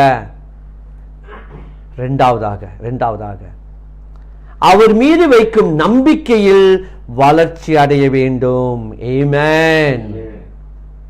இன்னைக்கு யார் மீதெல்லாம் நம்பிக்கை வைக்கிறோம் தானே. நம்முடைய MCO அப்படி போட்டோன்னே அந்த மருந்து மேலே நம்பிக்கை வைக்கிறோம். என்ன மருந்து? இன்னைக்கு தமிழவங்கெல்லாம் கேட்டிங்களா, மஞ்சள் மேலே நம்பிக்கை வைக்கிறாங்க, ரசம் வச்சு அதில் ஒரு நம்பிக்கை வைக்கிறாங்க, இதெல்லாம் வேப்பிலை இப்படின்னு பல நம்பிக்கை வைக்கிறாங்க. ஆனால் உங்களையும் என்னையும் மீட்டுக் கொள்வதற்கு ஒருத்தர் இருக்கிறாருங்க. நீங்க செய்த பாவம், நாம் செய்த பாவத்துக்கு தண்டனை இருக்குது. அது எல்லா மதமும் சொல்லுது, பாவத்தின் சம்பளம் மரணம் என்று. இந்த மரணத்தை நீங்கள் அடையக்கூடாதுன்னு சொல்லி அந்த ஆண்டவராக இயேசு கிறிஸ்து சிலுவையில் உங்களுக்காக எனக்காக கொடுத்திருக்கிறாரே, நாம் ஏங்க அவர் மீது நம்பிக்கை வைக்க மாற்றோம்? இந்த நம்பிக்கை எப்படி திரும்ப வரும்? அதை நான் உங்களுக்கு சொல்லி கொடுக்குறேங்க. ஜெபம் தாங்க, ஜெபம் தாங்க. நம்முடைய ஜெபம் எப்படி இருக்கு? அதனால தான் முதல் சொன்னேன், ஒரு வாசகத்தை படிச்சுமா ஆத்திரம் தோத்திரம் ஆமைன்னு சொல்லிட்டு டங்குன்னு ஓடிடுறோம். நீங்க செய்யற எல்லா காரியத்திலும் ஜெபம் செய்ய ஆரம்பிங்க. எது செய்தாலும் சரி, இங்கேருந்து ஏஞ்சி காடியில போய் உட்காருங்களா, ஆண்டவரே உமக்கு ஸ்தோத்திரம். ஒரு உறவு பாருங்க, ஜெபம் என்றது ஒரு உறவு. நீங்களும் கடவுளும், கடவுளும் நீங்களும் பேசுவது, அதுதான் ஜெபம். அப்ப ஜெபத்துல நீங்க உங்களை ஆழப்படுத்த ஆரம்பிங்க. நீங்க அவர்கிட்ட பேச பேச, ஜெபத்துல இன்னும் பேச பேச, சமைக்கிறீங்களா, சமைக்கும் போது சின்ன ஜெபம், ஆண்டவரே இந்த சமையல் நல்லபடியாக எல்லாத்துக்கும் ருசியா இருக்கணும், ஜெபிக்கலாமே. இங்கேருந்து போய் ஒரு ஆளை சந்திக்க போறோம், ஆண்டவரே இந்த சந்திப்பு நீர் எனக்கு முன்பாக நின்று வழி நடத்தும். பாருங்க, நம்ம என்ன செய்யறோம் தெரியுமா? நம்மளே அறியாம கடவுளை நம்முடைய வாழ்க்கையில உள்ளுக்கு கொண்டாடுறோம். அவர் மேல் உள்ள நம்பிக்கை நம்மளே அறியாதபடி அந்த நம்பிக்கையை கொண்டாடுறோம். எல்லா காரியத்திலையும் பாருங்க, தெரியாததெல்லாம் நம்ப ஆரம்பிக்கிறோம் இல்லையா? இன்னைக்கு தெரிஞ்ச இந்த கடவுளை அங்க நம்ம வாழ்க்கையில மையமா வைக்க கூடாது. அப்ப அவர் மீது உள்ள வைக்கிற நம்பிக்கையை சார்ந்து இருப்பது, அந்த வார்த்தை வந்து சாம்ஸ் திருப்பாடல் 37:5, திருப்பாடல் 37:5 எடுத்துக்கொள்ளுங்க. 37:5 பாருங்க, அந்த வசனம் சொல்லுது பாருங்க, உன் வழியை ஆண்டவரிடம் ஒப்படைத்து விடு. உன் வழியை ஆண்டவரிடம் ஒப்படைத்து விடு, அவரையே நம்பியிரு. பாத்தீங்களா அந்த வார்த்தை, அவரையே நம்பியிரு. அப்ப நீங்க இங்கேருந்து ஏஞ்சி போறீங்க, பரவாயில்ல, நீங்க ஒரு சமயம் இன்னைக்கு லேட்டா தான் ஏஞ்சிட்டீங்க, கொஞ்சம் சுருக்கமா ஜெபம் பண்ணிட்டீங்க. ஆனா போகும்போது காடியில போயிட்டு நல்லா டமா டிமி டமா டிமின்னு பாட்டு போறதுக்கு பதில் ஒரு பாடலை போட்டுட்டு அப்படியே ஒரு சின்ன ஜெபம், ஆண்டவரே எனக்கு ஒரு நல்ல விடியலை கொடுத்தீர், இந்த நேரத்திலும் கூட வேலைக்கு போயிட்டு இருக்கிறேன், எனக்கு எல்லாமே செம்மையா நடக்கணும் ஆண்டவரே. இதுதாங்க அவரையே நம்பியிருப்பது, அவரையே சார்ந்திருப்பது. இன்னைக்கு யாரை சார்ந்து போய்கிட்டு இருக்கோம்? போகும்போது அந்த கோபம், ஏன்னா அந்த டிராஃபிக் லைட், சில நேரத்தில் ஜெபம் பண்ணிட்டு போயிட்டே இருங்களேன், டிராஃபிக் லைட் நிற்கிறது கூட உங்களுக்கு தெரியாது, அது லைட்டு மாறிடும், போய் சேர்ற இடத்துல வெள்ளனா போய் சேர்ந்துருவீங்க. ஹல்லேலூயா. ஒரு கோபம் இருக்காது, ஒரு ப்ரெஷர் இருக்காது. இதுதாங்க அவருக்கு கூட அந்த இருக்கிற அந்த உறவுல நம்ம வளர்ச்சி அடைவது. பாருங்க, அவரையே சார்ந்திருக்கணுமா. அடுத்து, அவரே உன் சார்பில் செயலாற்றுவார். யார் சார்பில் செயலாற்றுவார்? ஆண்டவர் உன் சார்பில் செயலாற்றுவார். ஹல்லேலூயா. எது செய்தாலும் அதனால தான் அவரையே சார்ந்து, அவரு நம் வாழ்க்கைய வழி நடத்த அவரிடம் ஒப்பு கொடுத்துருங்க. அப்ப எதுக்கு வேணாலும் நம்ம ஜெபித்து கொண்டே 8 மணிக்கு தான் ஜெபிக்கணும் இல்லைங்க, எல்லா நேரமும் அவர்கிட்ட பேசலாமே. எல்லா நேரமும் குளிக்கும் போது பேசலாம், எல்லா நேரத்திலும். இதுதான் வந்துட்டு அவரோடு இருக்கிற அந்த உறவை இன்னும் நெருக்கும். அதாவது இன்னொரு முடிச்சிடு. ஓகே, இதுவே ப்ரோவர்ப்ஸ் வந்துட்டு நீதிமொழி 3:5-6 எடுத்து பாருங்க. நீதிமொழி 3:5-6 இங்க இன்னும் அருமையா சொல்லியிருப்பாரு. முழு மனதோடு. எப்படியாங்க? முழு மனதோடு. நம்ம எப்படி முழு மனதோடு இருக்கிறோம்? நம்ம மனசெல்லாம் தான் வேற இடத்துல இருக்குது. நம்ம மனசு எங்கெங்க முழு மனசோடு கொடுக்கிறோம். அதனால தான் கடந்த ஞாயிற்றுக்கிழமை இயேசுவை பார்த்து கேட்டாங்க. என்ன கேட்டாங்க? ஒருத்தர் கேட்டான் இயேசுவை பார்த்து, எப்படி நான் கடவுளை அன்பு, எது முதல் கட்டளை என்று கேட்டான். இயேசு என்ன சொன்னாரு? உன் முழு மனதோடு, முழு பலத்தோடு, முழு ஆற்றலோடு உன் கடவுளாகிய ஆண்டவரை நீ நேசிப்பாயாக. வசனம் சொல்றது பாத்தீங்களா? உன் முழு மனதோடு. மனசை ஒரு இடத்துல வச்சுட்டு நான் ஆண்டவரை சார்ந்திருக்கிறேன், நான் கடவுள் தான் எனக்கு எல்லாம், முடியாதுங்க. முழு மனதோடு ஆண்டவரை நம்பு. ஆமென். முழு மனதோடு ஆண்டவரை நம்பினால தான் அன்னைக்கு ஆபிரகாம் என்ன செய்தாரு? தன்னுடைய மகனை மீட்டு கொண்டார். முழு மனதோடு மோசே கடவுளை நம்பினனால தான் அந்த கடல் இரண்டாக பிரிக்கப்பட்டது. ஹalleluya. பாருங்க, முழு மனதோடு நம்பினதுனால தான் அன்றைக்கு கோலியாத்தை அந்த தாவீது ஒரு பூலாங்கல்ல வச்சு மண்டை உடைச்சாரு. ஆமென். முழு மனதோடு. இவர் 5 அடி கிட்டியா, அவன் 9 அடியான். ஒரு கல். முழு மனதோடு படிச்சு முடியும். உன் சொந்த அறிவாற்றலை சார்ந்து நிக்காதீங்க. நாளைக்கு என்ன நடக்கும், நாளைக்கு என்ன நடக்கும், ஐயோ கோவிட்ல வேற இன்னொரு 2 வாரம் தள்ளி போட்டானுங்களே, ஏங்க நீங்க பயப்படுறீங்க? நாளைய தினத்தை குறித்து பயப்படட்டும்னு சொல்லிட்டாரு. ஆமென். நீங்க உங்களுடைய அறிவாற்றலை சார்ந்து நிக்காதீங்க. இதுல வளர்ச்சி அடையாதனால தான் இன்னமும் நம்மளுக்கு பயம், இன்னமும் நம்மளுக்கு அச்சம். அதனால தான் நான் உங்களுக்கு சொல்றேன், அவரையே சார்ந்துருங்க. எல்லாமே ஜெபத்துல, எல்லாமே ஜெபத்துல செய்யற காரியம். ஆண்டவரே, நாளைக்கு அன்னைக்கு மன்னாவை கொடுத்த பத்தியா, அந்த மாதிரி எனக்கு நீ நாளைக்கு காலையில மன்னாவை கொடுப்பாருங்க. ஆமென். கண்டிப்பா கொடுப்பாரு. வீட்டுல கதவை தட்டி உங்களுக்கு ஏதாவது ஒரு வியாபாரத்தை அனுப்புவாரு, யாரையாவது அனுப்பி பழைய கடனை திருப்பி கொடுப்பாரு, யார் மூலியமாக ஒரு உதவியை கொடுப்பாரு. ஆமென். எப்பொழுது தெரியுமா? எப்படின்னா, உன் சொந்த அறிவாற்றலை சார்ந்து நில்லாதே. தொடர்ந்து, நீ எதை செய்தாலும் ஆண்டவரை மனதில் வைத்து செய். ஹalleluya. அப்பொழுது அவர் உன் பாதைகள் எல்லாம் செம்மையாக்குவார். ஆமென். இன்னைக்கு என் பாதை செம்மையா இல்ல. எதனால தெரியுமா? நான் சொல்றேன், ஏன் சொன்னா, ஆண்டவரை நீ தான் எல்லாம் பாத்துக்கோ. சும்மா வாய் அளவில். அதுக்கப்புறம் அந்த பயம் வந்துட்டு, ஐயோப்பா நடக்குமா, முடியுமா, ஐயோ ஐயாப்பா. இங்க பாருங்க, அவரையே சார்ந்துருங்க. நம்ம வளர்ச்சி தேவையில்லாத போதனைய, உலக போதனைகளை, உலக சத்தத்தை கேட்டு பயப்படாதீங்க. உலகின் இருப்பவனை காட்டிலும் உங்களில் இருப்பவர் பெரியவர். நீங்க இன்னைக்கு அதுல தாங்க வளர்ச்சி அடையணும். கடவுளுக்கு மட்டும் நீங்க அவரையே சார்ந்திருக்கீங்கன்னு தெரிஞ்சிச்சுன்னு வச்சுக்கோங்களேன். பாருங்க, சார்ந்திருக்கான்னு சொன்னா நான் அவளை கீழே விடுவேனா? ஐயோ, அவ எதிர்பார்த்துக்கிட்டு இருப்பான், இதை செய்வோம், அதை வாங்கி கொடுப்போம். உண்மைதானுங்க. உங்க பிள்ளைங்க வந்துட்டு உங்களையே சார்ந்திருக்கு. அப்பா வாங்கி கொடுத்துருவாரு, அப்பா KFC வாங்குவாரு, அப்பா பீஸா வாங்குவாரு, அப்பா இப்படியே உங்களையே சார்ந்திருந்தா அந்த அப்பா கைவிடுவாருங்களா? அப்பா கைவிடுவாரா? ஏன்னா அப்பாவுக்கு தெரிஞ்சிருச்சு, என் பிள்ளை என்னையே நம்பி இருக்குப்பா, கைவிடக்கூடாதுப்பா அப்படின்னு சொல்லிட்டு அப்பா என்ன செய்வாரு? அவரை உயிரை கொடுத்தாவது அந்த பிள்ளைக்கு செய்வாரு. ஹalleluya. இன்னைக்கு அவரையே சார்ந்துருங்க, அவர் எல்லாம் பார்த்து கொள்வார். ஆமென். இன்னைக்கு கடவுள்கிட்ட அந்த மாதிரி ஒரு சார்ந்திருக்கணுங்க. மூணாவது கடவுளை கடவுளுக்கு உகந்த செயல்கள் வழியாக, மன்னிக்கணும், கடவுளுக்கு உகந்ததை செய்ய ஆர்வம் கொண்டு வளர்ச்சி பெற வேண்டுமா? நீங்களும் நானும் யாருடைய சாயல்? ஆண்டவருடைய சாயல்.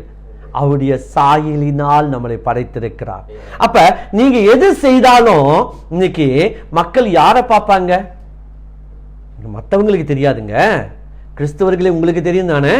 நீங்களும் நானும் கடவுளை சாயல்ன்றா, நீங்க போயிட்டு ஒரு இடத்துல போய் ஒரு காரியம் செய்றீங்க, அவன் ஒரு கிறிஸ்தவன் என்று சொன்னால் அவங்க கடவுளை தான் பார்ப்பாங்க. அப்ப யாருடைய நாமம்? கடவுளுடைய நாமம் தான் அங்க மகிமை பெறணும். இன்னைக்கு யாருடைய நாமம் மகிமை பெறுது? பல இடத்துல நம்ம சொந்த நாமத்தை மகிமைப்படுத்தி கொண்டு நம்மையே சார்ந்து வாழ்ந்து கொண்டிருக்கிறோம்.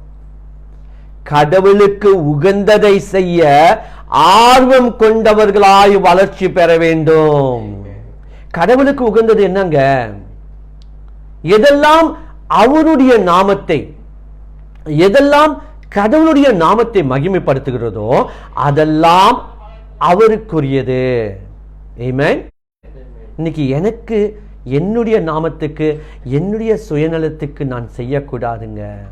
பவுல் சொல்லுகிறார் கொலோசியர் 3வது அதிகாரத்துல 23-24 சொல்றாரு. கொலோசியர் 3வது அதிகாரம் 23-24 சொல்றார், நீங்கள் செய்கின்ற அனைத்து வேலைகளையும் மனிதனுக்காக அல்ல. ஆமென். நீங்க என்ன செஞ்சாலுங்க அது மனிதனுக்கு என்று நினைக்காதீங்க. கடவுள் அவங்க ரூபத்தில் ஒரு ஏழைகளுக்கு உதவுறீங்க. யாருக்கு உதவுறீங்க? கடவுளுக்கு உதவுறீங்க. ஆமென். வசனம் சொல்லுதுங்க, கடவுளுக்கு கடன் கொடுக்கிறானாம். ஹல்லேலூயா. கடவுளுக்கு கடன் கொடுத்தா எப்படி திருப்பி கொடுப்பார் தெரியுமா? அமுக்கி குலுக்கி சரிந்து போற அளவுக்கு கொடுப்பார். அப்ப நீங்க ஒரு ஏழைக்கு உதவி செய்ய முடியுது, ஒரு திக்கற்றவர்களுக்கு உதவி செய்ய முடியுது, ஒரு சிரமப்பட்டவருக்கு உதவி செய்ய முடியுது, ஒரு ஏதாவது ஒரு அடிமை வாழ்வுல விடுதலை கொடுக்கும் போது நீங்க யாருக்கு செய்றீங்களா? மனிதருக்கு அல்ல. வசனம் சொல்லுது, ஆண்டவருக்காகவே செய்கிறீர்கள் என உணர்ந்து உளமாற செய்யுங்கள். ஹல்லேலூயா. Praise the Lord. நான் செய்வதெல்லாம் கடவுளுக்கே செய்றேன். நான் இன்னைக்கு ரேமனுக்கு செய்யல, நான் இன்னைக்கு டேரன்ஸ்க்கு செய்யல, நான் இன்னைக்கு பெர்சியஸ்க்கு செய்யல. நோ நோ நோ நோ, எல்லாரையும் கடவுளை பார்க்க வேண்டும். அதுதாங்க அவருக்கு உகந்தது. இன்னைக்கு நான் செஞ்சேன்னா என்னை மதிச்சுக்குவாங்க, என்னை மெச்சுக்குவாங்க. இன்னைக்கு நிறைய நேரத்தில் நம்ம ஆலயத்தில் நடக்குதுங்க. என்னைக்கு ஃபாதர் முன்னுக்கு இருக்கிறோம் அன்னைக்கு தான் செய்வாங்க, அன்னைக்கு தான் வேலை பயங்கரமாக ஓடும். ஃபாதர் இல்லைன்னா அந்த ஆளுங்கெல்லாம் காணாவே போயிடுவாங்க. யாருக்கு நம்ம செய்யறோங்க? யாருக்கு செய்யறோம்? கடவுளுக்கு உகந்ததை செய்ய ஆர்வம் கொண்டவர்களாய் வளர்ச்சி பெற வேண்டுமாம். மனுஷனுக்கு உகந்ததை செய்வதற்காக இல்ல, மனுஷனை மெச்சுக்கணும்னு இல்ல. அதனால தான் சொல்றாரு, நீங்கள் செய்கின்ற அனைத்து செயல்களையும் மனிதர்களுக்காக அல்ல, ஆனால் ஆண்டவருக்காகவே செய்கிறீர்கள் என உணர்ந்து செய்யுங்கள். ஆமென். அதே 24வது வசனம் படிக்கிறேன் பாருங்க. அதற்கு கைமாறாக ஆண்டவர் உங்களுக்கு உரிமை பேறு அருள்வார் என்பது உங்களுக்கு தெரியும் அல்லவா? நீங்கள் உங்கள் ஆண்டவர் கிறிஸ்துவுக்காகவே வேலை செய்யுங்கள். அது சர்ச்சா இருக்கட்டும், குருவானவருக்காக இல்ல, மைக்கேலுக்காக இல்ல, லிட்டர்ஜி குரூப்புக்காக இல்ல. நான் வந்து கடவுளை மகிமைப்படுத்துவதற்காக நான் பாட வேண்டும். அதனால தான் திருப்பலிக்கு வர பொழுது நீங்க வந்து அந்த திருப்பலியை சேர்ந்து கொண்டாட வேண்டும் என்று சொல்றாங்க. ஆமென். அப்ப நான் சத்தமா பாடணும், சத்தமா ஜெபிக்கணும், சத்தமா பதில் உரைக்கணும். ஆனா இன்னைக்கு கிறிஸ்துவின் திருவுடல் சொன்னமா தலையாடிட்டு போறாங்க. எனக்கே மனசு கஷ்டமா இருக்குது. வாய் திறந்து ஆமேன்னு சொல்லக்கூட முடியலங்க. வர வர நம்மளுக்கு இது கடவுளுக்கு உகந்ததா? நீங்க ஆமேன்னு சொல்லும் பொழுது மற்றவங்க கேட்கணும், ஓ அப்படியா அப்படின்னு சொல்லிட்டு நீங்க உயர்த்தி பாடும் பொழுது, ஐயோ இந்த பாடல் பாருங்க நல்ல சத்தமா இருக்கு. இன்னைக்கு அநேக ஆலயத்துல மற்றவங்க பாடுறதை கேட்டு நல்லா பாடுறாங்க, இல்லைன்னா குறை பேசிக்கிட்டு இருப்பாங்க. அப்படித்தான். ஆனா வசனம் கடவுளுக்கு உகந்ததை செய்ய ஆர்வம் கொண்டு வளர்ச்சி பெற வேண்டுமாம். ஆமென். 4வது கடைசியாக மற்றவர்களிடம் கடவுளை பற்றி பேச நீங்க வளர்ச்சி பெற வேண்டுமா? ஹல்லேலூயா. மற்றவர்களிட நீங்க பேசுவதற்கு நீங்க கூச்சப்படுறோம். நடிகரை பத்தி பேசுறதுக்கு வாய் வலிக்க பேசுறாங்க. ஒரு செய்தியை பத்தி பேசுறதுக்கு, பாலிட்டிக்கலை பத்தி பேச வாய் வலிக்க பேசுறாங்க. ஒரு காசிப்பை பேசுறதுக்கு வாய் வலிக்க பேசுறாங்க. நான் உங்கள்கிட்ட கேட்கிறேன், நீங்க ஆரம்ப காலத்துல உங்க லெவரை பத்தி பேசுறதுக்கு உங்க ஃப்ரெண்டு அவனால அமுட்டுக்குவான் தானே, அவன்கிட்ட போய் கேட்டு பாருங்களேன், அறுத்து எடுத்துருவான் பிரதர்வன் அப்படின்னு சொல்லுவாங்க. அந்த லெவரை பத்தி அவ இப்படி செஞ்சாடா, அவ இப்படி செஞ்சாடா, அவ இப்படி செஞ்சாடா. அப்ப நான் உங்க கடவுள் உங்களுடைய லெவர் இல்லையா? இல்லையா? நீங்க எப்ப கடவுளை இந்த இயேசுவை உங்களுடைய லெவர் நினைக்க ஆரம்பிக்கீங்களோ அன்னைக்கு தாங்க நீங்க பேச ஆரம்பிப்பீங்க. ஹல்லேலூயா. அதுவரையும் நம்ம பேச மாட்டோம். அதுவரையும் மறைச்சு தான் மற்ற வாட்ஸ்அப்லாம் அனுப்புவோம். இதை அனுப்புறதுக்கு அவன் என்ன நினைச்சுக்குவானோ தெரியல. என் காதலனை பற்றி நான் தாங்க பேசுவேன், என் காதலியை பத்தி நான் தாங்க பேசுவேன். ஆனா அதெல்லாம் நல்லா வக்கனையா பேசுறதுக்கு நம்மளுக்கு முடியுது. ஆனா என்னன்னா, நீங்களும் நானும் நேசிக்கிறேன். ஆண்டவர் இயேசு சொன்னாரு, நீங்கள் என்ன யார் என்று சொல்கிறீர்கள் சொன்னாங்க. எல்லாரும் சொன்னாங்க, நீர் இறைவாக்கினர், நீ எலைஜா அப்படி அப்படின்னு சொன்ன இயேசு அவங்கள பார்த்து கேட்டாரு, நீங்கள் என்ன யார் என்று சொல்றீங்கன்னா ஒரே ஒரு ஆள் தான் பதில் சொன்னாரு. இன்னைக்கு நம்ம எல்லாத்தையும் கேட்டா நான் கண்டிப்பா சொல்றேன், நீர் தான்.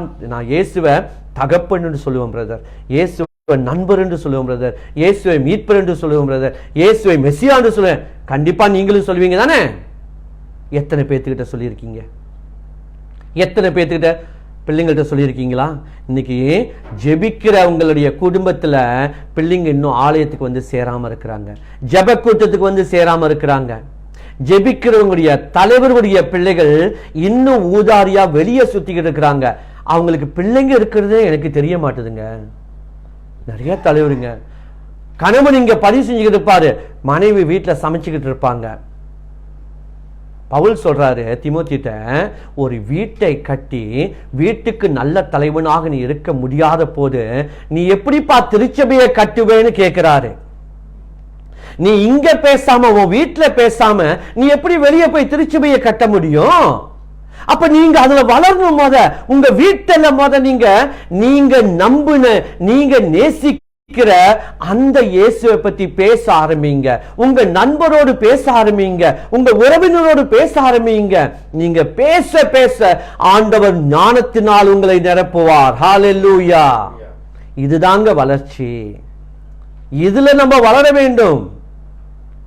உலகத்தில் உள்ள எல்லாத்தையும் பத்தி பேசுறதுக்கு நம்மளுக்கு நேரம் இருக்குது, நம்மளுக்கு வாய்ப்பு இருக்குது, நம்மளுக்கு ஐடியா கூட இருக்குது.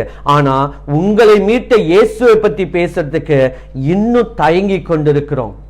இன்னும் நிறைய வீட்டுல நிறைய மக்கள் வந்து சேராம இருக்கிறாங்க. ஆனா ஒரு சந்தோஷம் எனக்கு தெரியுங்களா, என்ன தெரியுமா? 4வது மாசம் நாங்க இதை ஆரம்பிக்கும் பொழுது இந்த குரூப்ல நீங்க பாக்குறீங்களா, இந்த குரூப்ல 400 பேர் தான் இருந்தாங்க. இன்னைக்கு 1500 பேர் இருக்கிறாங்க. Praise the Lord. Hallelujah. Praise the Lord. எனக்கு சந்தோஷங்க. வார்த்தை போய் சேர ஆரம்பிக்குது. அப்படியாக ஒரு எழுப்புதல் தீ இந்த கத்தோலிக்க திருச்சபையில் எழும்ப வேண்டுங்க.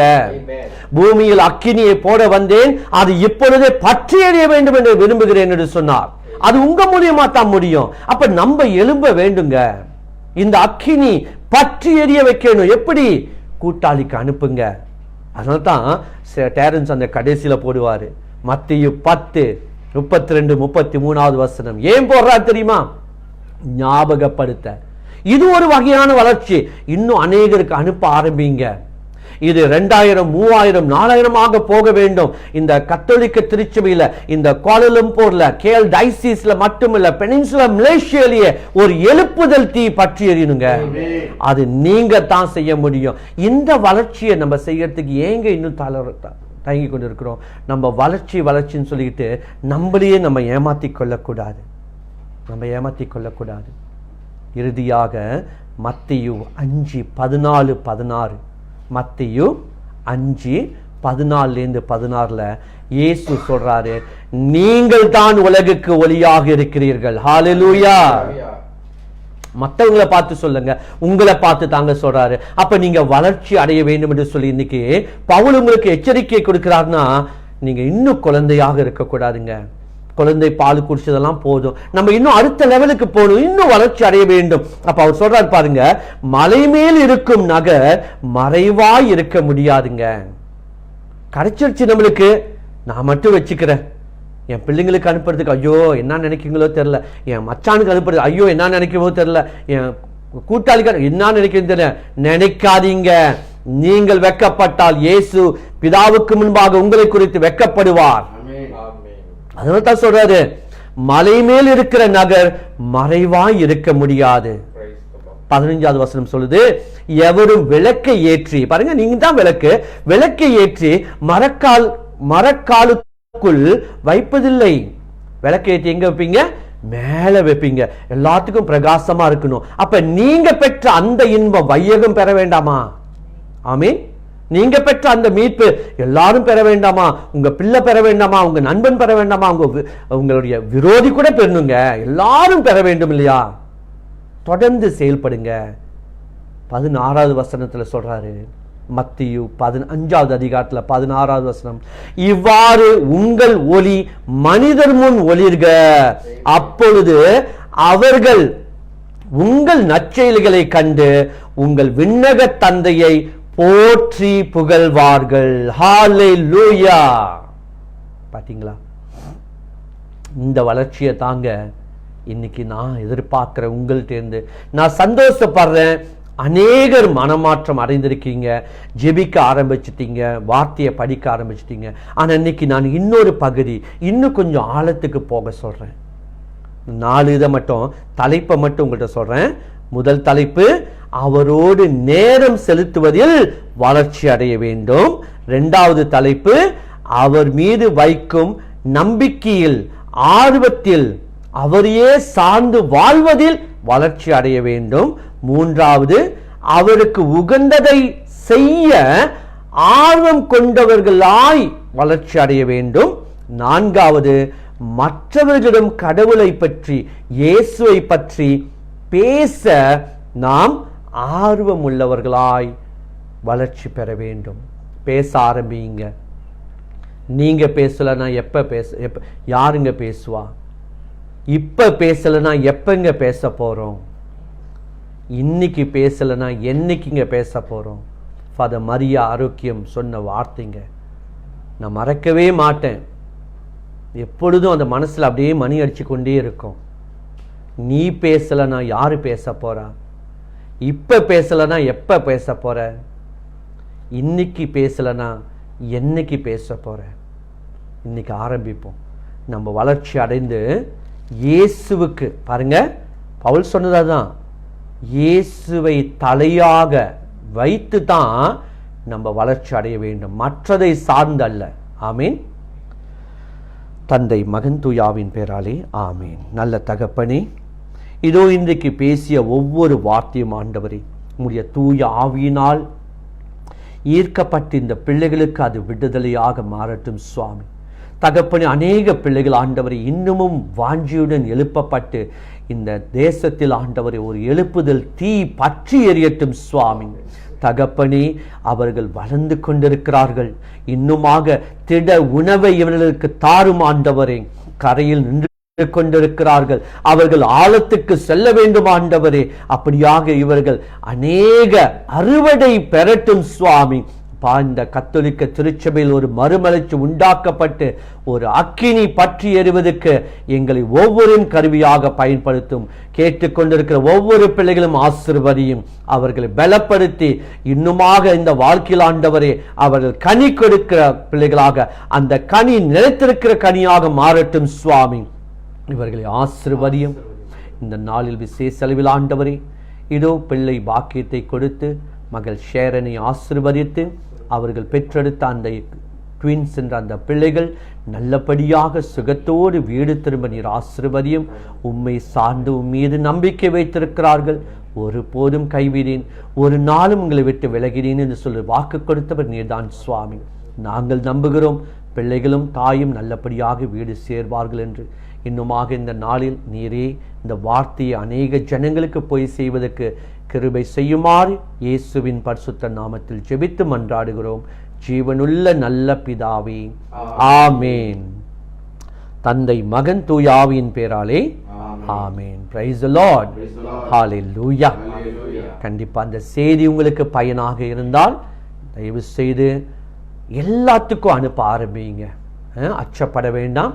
இன்னைக்கு இந்த செய்தி யூடியூப்ல இருக்காது, ஏன்னா நம்முடைய இன்டர்நெட் கொஞ்சம் ப்ராப்ளம் ஆயிடுச்சு. இன்னைக்கு ஃபேஸ்புக்கில் மட்டும்தான் இருக்கும். நாளைய சாயந்தரம் நாங்கள் அந்த காப்பியை வந்துட்டு அங்கே எடுக்க ஆரம்பிக்கிறோம். ஸோ நீங்கள் நாளைக்கு சாயந்தரம் தான் நீங்கள் யூடியூப்பில் பார்க்க முடியும். யூடியூப்புக்குள்ள போடுறவங்க தயவு செய்து சப்ஸ்கிரைப், அப்புறம் அங்கே ஒரு பெல் இருக்கும், அதை தட்டி விட்டுருங்க. அப்போ நீங்கள் ஃபாலோ பண்ணுறதா இருக்கும். Price the Lord. ஹல்லேலூயா.